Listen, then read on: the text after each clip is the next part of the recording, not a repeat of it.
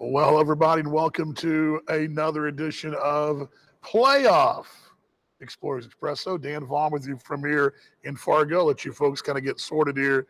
I'm a little late today. Playoff just sort of, I don't know how to explain it, but playoff baseball is different. I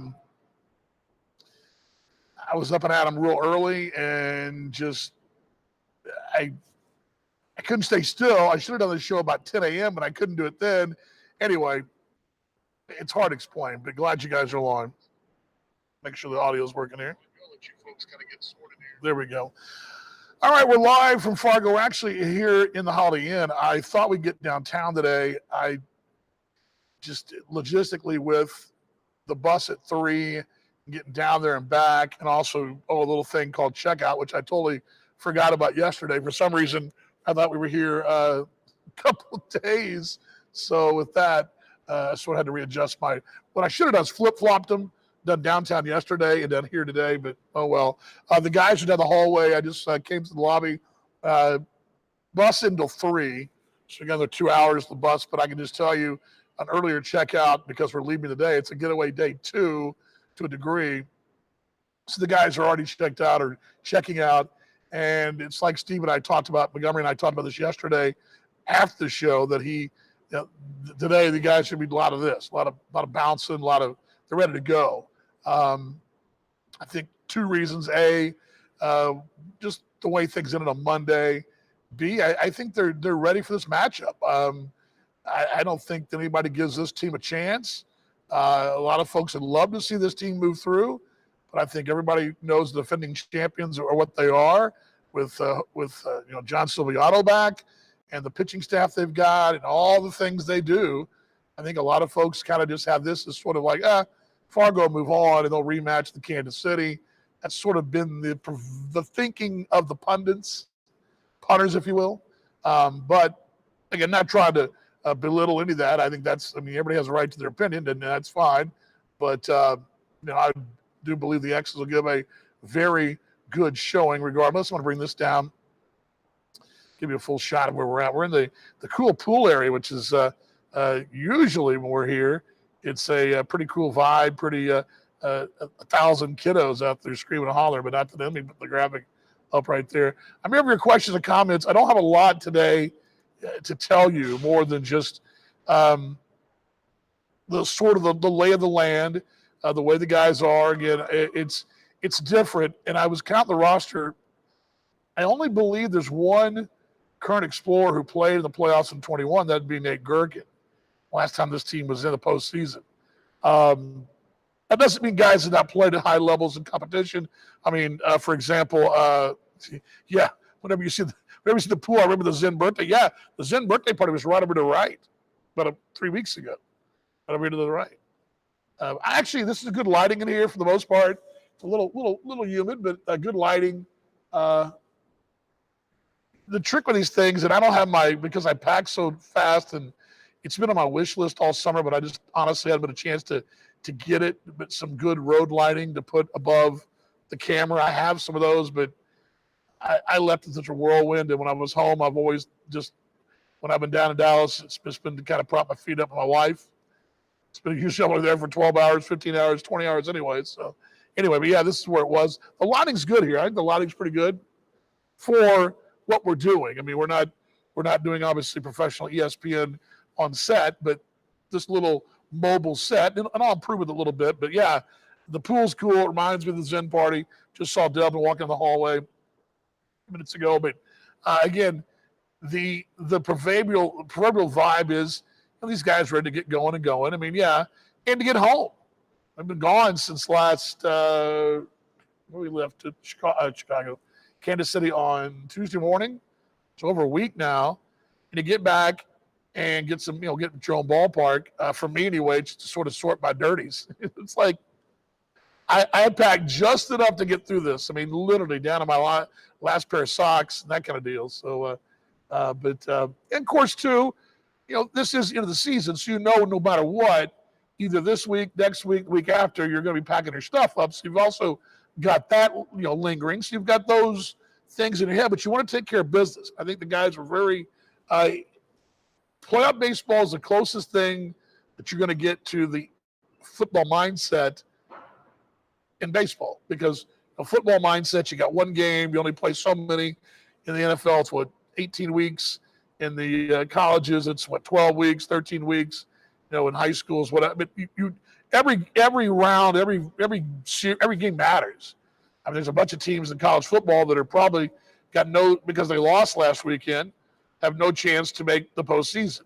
One loss will do you, right? I mean, two almost always sinks you.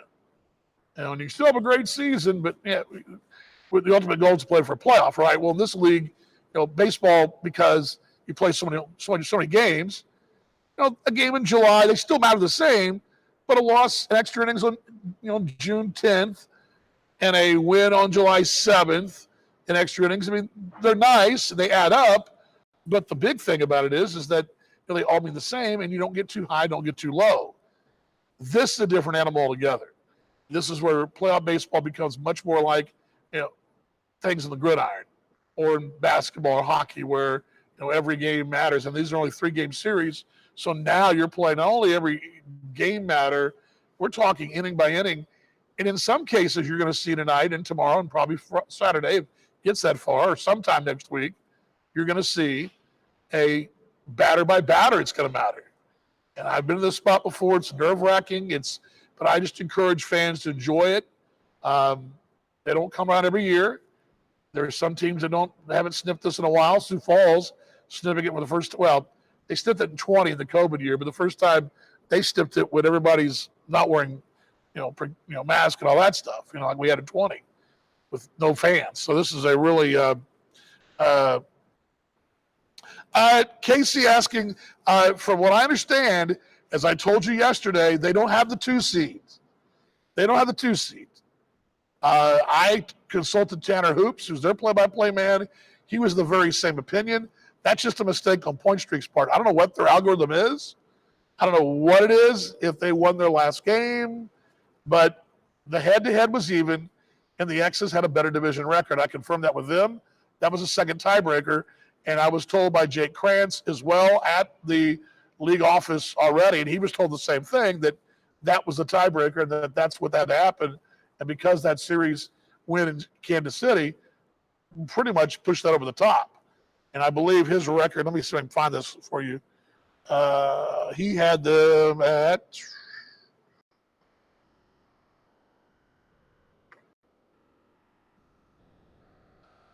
he said we had the divisional record tiebreaker, and their record was 30-31, and I don't remember what I told y'all ours. Ours was,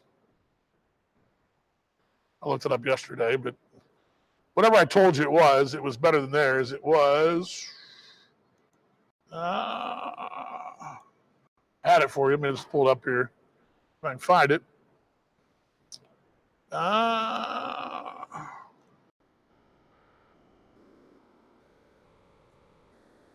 I just closed the game notes out for today. I'm not quite finished with them. I got a couple things to add to them. Our division record was 33-28. And that was with 33-29. And they were 30. What did I say? Anyway, they were 30-31 in the division. So they're below 500 in the division. I had them at 504. I had us at 530 some odd, but whatever the case may be, I don't know why Point Streak does that, and I don't know why that's the case. But anyway, what was Stino saying? I didn't miss that joke. Anyway, what was he saying there? Sorry.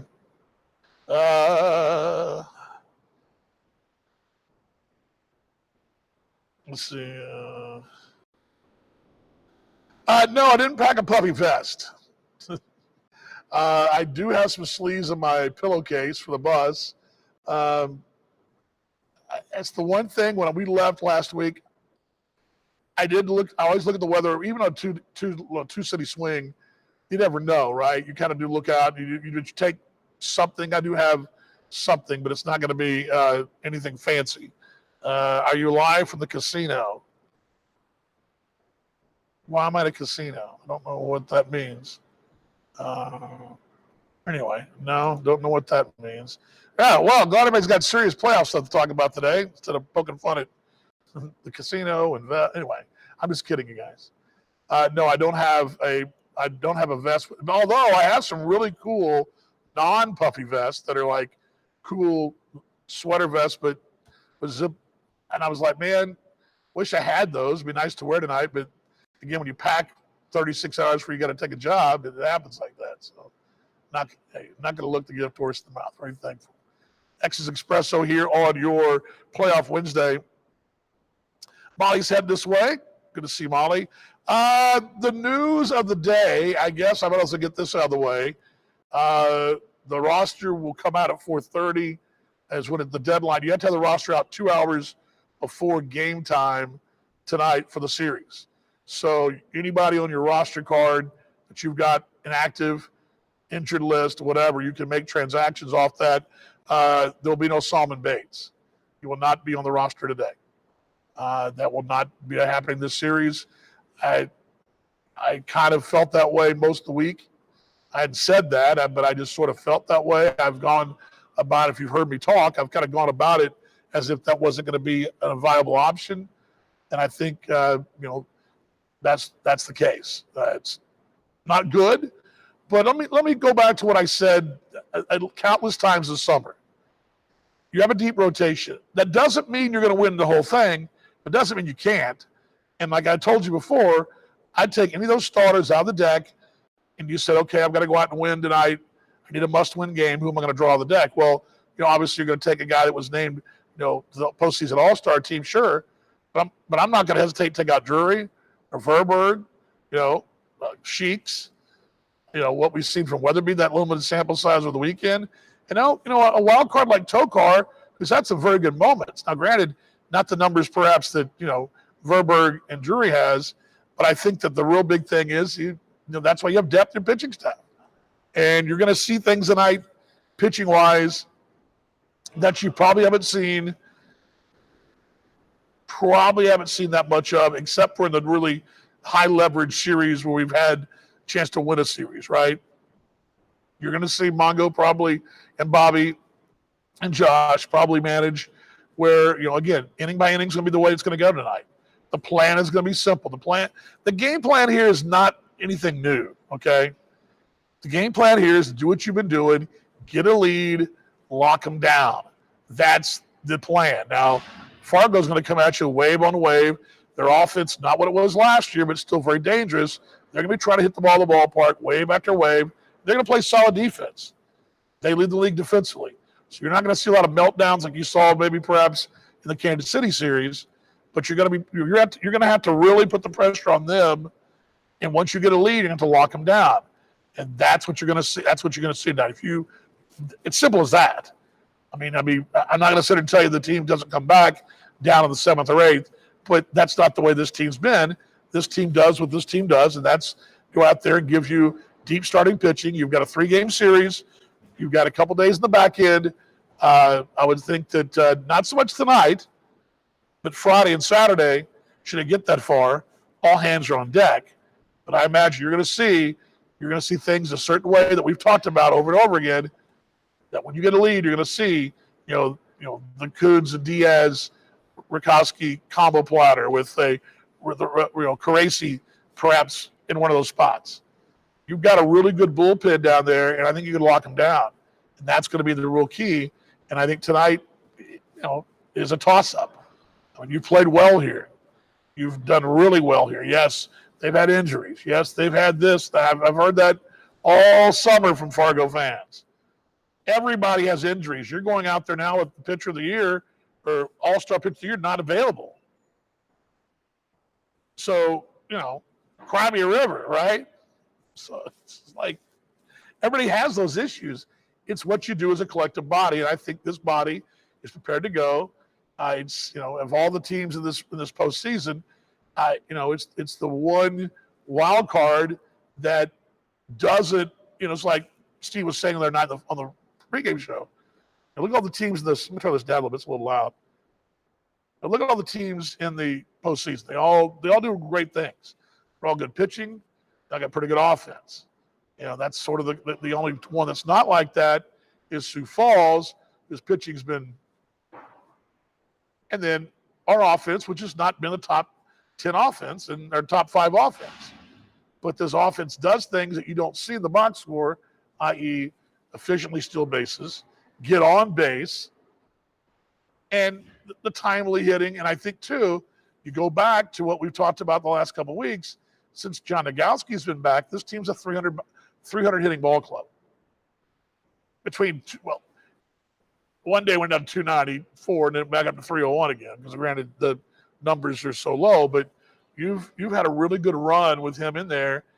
And remember, you've got a lineup that they have seen this lineup, but they haven't seen this lineup in its full capacity. They saw it when John came back against Fargo 2 weeks ago, and the team hit well at home against them. That series came down to a blowout, just dreadful performance. A first inning of 4 runs that turned into take that first inning out, you win the game 5-1, and then a convincing win a nice win on a Sunday with John Sheeks, who won 8 innings. So, yeah, they took 2 or 3 from you last time in a desperate mode. Not saying you weren't desperate, but you were down to a situation where you just sort of do what you're doing. You were going to get a postseason bid, and you did. What was it, 2 days later? Right? 2 days later, you clinched a postseason spot. So, anyway, what do you guys got? Casey, a great guy back, but a pitcher must have got injured at the same time. Seems legit. Yeah. You're going to have to – I was asked this question on This Week in the Association by Rob Paneer and Kevin Luco, and I've seen this now. I've been fortunate enough to be in these seats, 13 with Gary, 18, 19, 21, and 22 with Kansas City, T-Bones and Monarchs.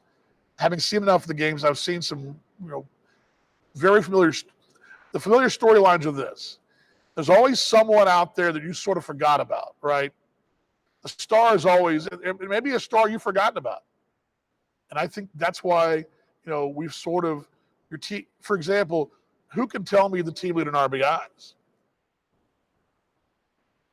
Well, team leader in RBIs by 1 was Vince Fernandez.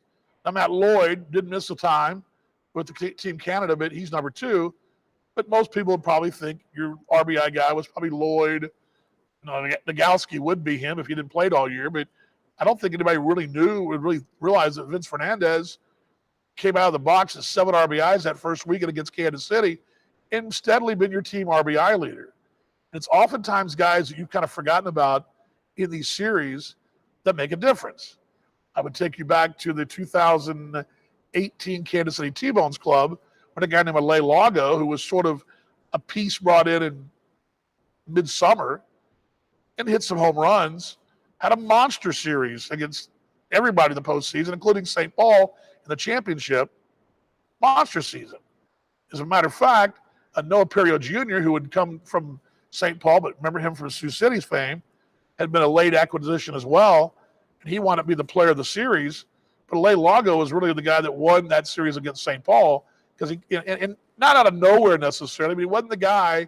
No one said that's the guy that's going to. He had all the talent, all the power, and all that, but he wasn't the guy people were picking to be the difference maker in the series.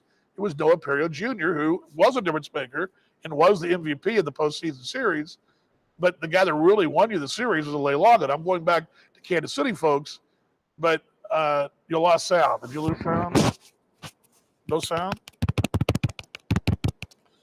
Testing. Do you guys hear me? Huh.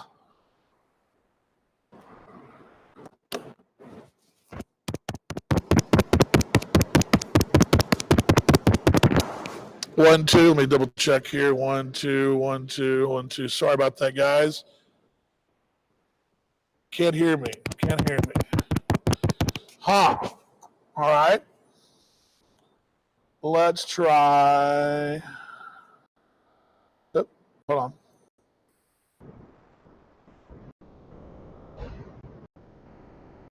One, two, 1, 2, 1, 2, 1, 2. You guys hear me? No. Hear me? No. No.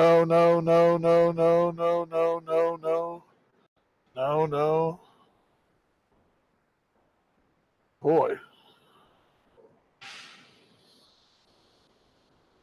My tools.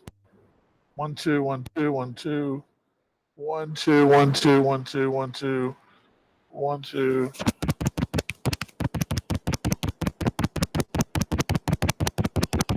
1 2 1 2.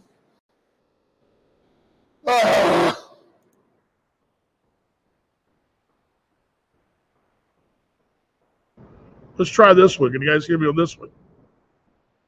Y'all hear me on this one now?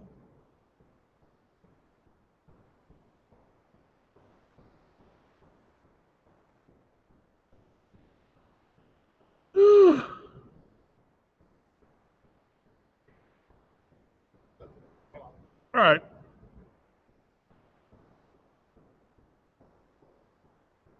1 2 1 2 1 2. Okay. Not as good of audio now. Sorry about that. I don't know what happened, but thanks for letting me know there. We're back. We're back now. I don't know where I was on my thing. Where were we? I guess is my question. You got me back. Thanks everybody for stopping by here. What was I saying? About heroes. Talking about heroes in the 2018 playoffs. Again, they were asking me this the other night on the podcast. Rob Pettier and Kevin Luco, and I said, give me a name of a guy that will have a big series, and I said Vince Fernandez. He's your team leader in RBIs. He's sort of been, I don't think anybody out there would have said, "Oh, Vince Fernandez leads a team in RBIs." I know that because I do it every night. I think folks would have probably figured Matt Lloyd did. Now, Matt Lloyd is right behind him. He's one behind him, so it's not like this is a big difference. But I'm just saying, oftentimes these playoff series, it's some of the guys. It's the guys you may have forgotten about. We're all sitting here talking about John Silviano, who's back with Fargo. But what about Sam Dexter, or a guy like Alec Olin had a really good playoff series last year against Kansas City? And there's always those kind of guys. I'm going back to the Gary day, and I'm trying to think who it was. It was the young Drew Martinez at the time, who had a big series against Fargo in the postseason. And they would eventually go on to beat Wichita for the Railcats back in 2013. And Drew was a star in that team, but he was not the guy doing the Brian Kleins and those kind of guys. Mike Massaro, some of you guys that may remember him. Those are the big stars of the Gary Railcats in 13. Those youngsters, him and J.D. Pulfer, had really big postseasons. Really big postseasons. And their pitching was really good, too. And that's another thing. I mean, it may not be, obviously what we saw him in base, but it may be Austin Drury tonight that goes out there going, and I think he will go out there and go, wow. He's pitched well as of late, the last month. Go out there and do what he's doing. And that's the way these playoffs work. It's not always the stars that shine. And I remember that 2018 series. Noah Perio Jr. had been acquired by trade from St. Paul, and Zach Walters had gone to St. Paul, and St. Paul's playing Kansas City, and Noah Perio Jr. had a slightly better July and August than Walters. It was really a Lay Lago, a guy that was, kind of a number 6 hitter that was sort of quietly thrown in there, young man from Cuba. Lago really stealing his name and Kansas City fame by having a phenomenal postseason, including the championship series. Now, Perio Jr. had more RBIs, but Lago had 2 huge home runs against St. Paul that steamed into that series for Kansas City. So he was not the guy you would have picked to be the star. What I'm telling you is you never know in these things. And so when you look at the rosters, you go, okay, well, we check box here. Obviously, Matt Lloyd is one of he and John Nagowski are the 2 best players in the field, probably, right? 2 of the 4, right? I would think that, obviously Manny Moscon would be in that category, Leo Pena, that category, right? Those are all, throw in Silviano. Those guys are all studs. They're all really good ball players. The other kid, what's the kid, the center fielder, back from Mexico, there's Drew Blank. Those are all stars. But who's going to be the guy under the weeds that's going to be making the noise? And I think I like the X's under the weeds candidates a lot better. I think Vince Fernandez is the guy that they asked me. I think he'd be a guy. I think Delvin Zinn's defense is a huge spark. He He's not hitting the ball to cover off the ball necessarily, but he's getting on base. And don't discount the Daniel Lingua factor either. This lineup card's gonna be really fun to watch. It's gonna be really fun. So anyway, I kind of talking in circles there, but quietest I've ever been. Very funny, very funny. Let's see. He wished you could read lips. You guys are funny. We had sound, but not anymore. You guys lost it. No sound again?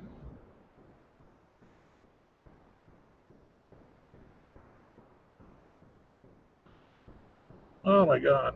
I'm going to try one thing here.